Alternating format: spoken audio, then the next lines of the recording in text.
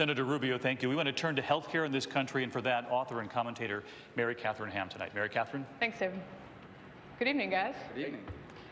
Mr. Trump. Yes. In the Democratic primary, Hillary Clinton has criticized Bernie Sanders' plan for single-payer government health care, noting it would require big, across-the-board tax increases for Americans.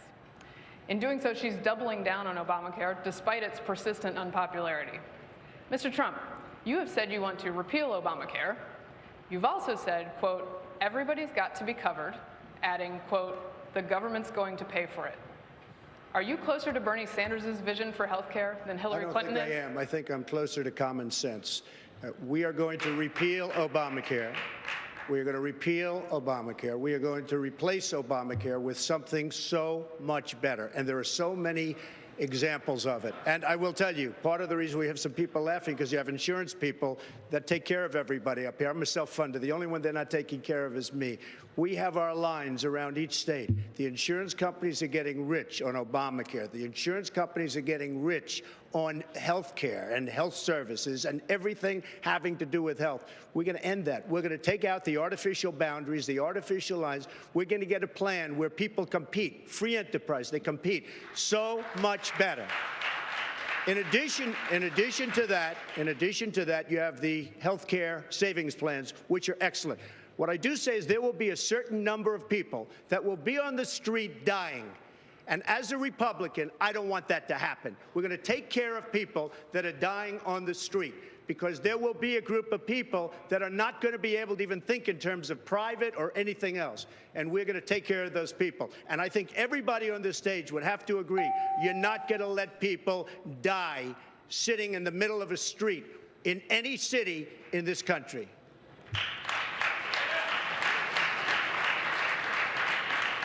Senator Cruz, to that point, Mr. Trump has said that your position on health care means that maybe you've got, quote, no heart. There is a question here, though, about uncovered folks. You've suggested repealing and replacing Obamacare. As we learned with President Obama's broken promise that everyone could keep their plan, any major change in health care policy carries with it the risk that some people will lose their insurance coverage or have to change it. How do you reassure those people that repealing and replacing Obamacare is still in their best interest? Well, let me take two different parts of that. Let me start with socialized medicine. Socialized medicine is a disaster. It does not work. If you look at the countries that have imposed socialized medicine, that have put the government in charge of providing medicine, what inevitably happens is rationing. You have a scarcity of doctors, you have rationing, and that means the elderly are told, we're going to ration a hip replacement, we're going to ration a knee replacement, we're going to ration end-of-life care.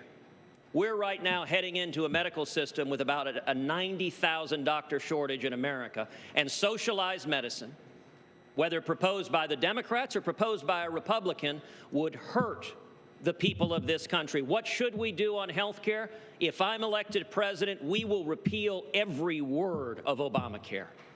And once we do that, we will adopt common sense reforms. Number one, we'll allow people to purchase health insurance across state lines that will drive down prices and expand the availability of low-cost catastrophic insurance. We'll expand health savings accounts, and we will de-link health insurance from employment so that you don't lose your health insurance when you lose your job. And that way, health insurance can be personal, portable, and affordable, and we keep government from getting in between us and our doctors. Dr. Carson, you have some experience with this matter.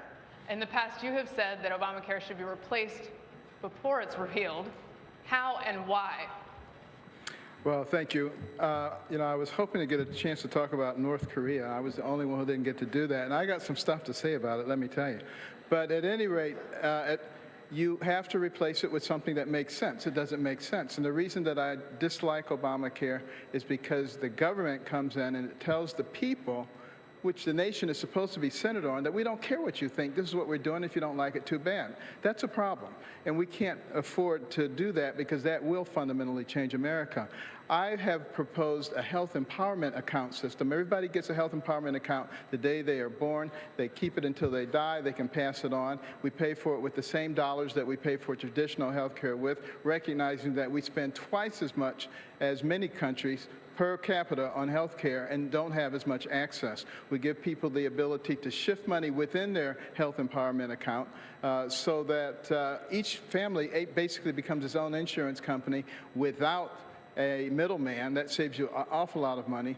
And that will lower the cost of your catastrophic insurance tremendously, because the only thing coming out of that is catastrophic health care. And then in terms of taking care of the indigent, we have another whole system. And I can go ahead and explain it, but I don't have the time. But I'd be happy to if you give me some more time. But go to my website, bencarson.com, read about it. You can read about everything that's been discussed here in great detail.